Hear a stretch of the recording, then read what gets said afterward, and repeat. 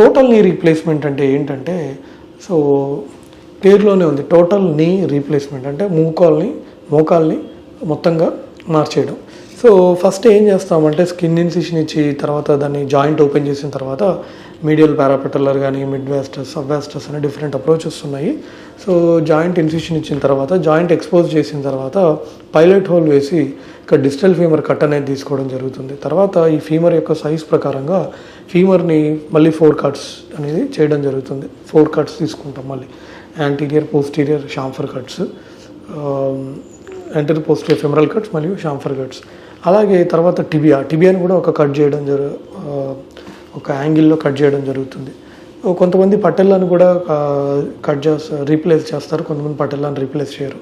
So బేసిక్గా digital femur దగ్గర ఒక ఇంప్లాంట్ పెడతాము, టిబియా దగ్గర ఒక ఇంప్లాంట్ పెడతాము.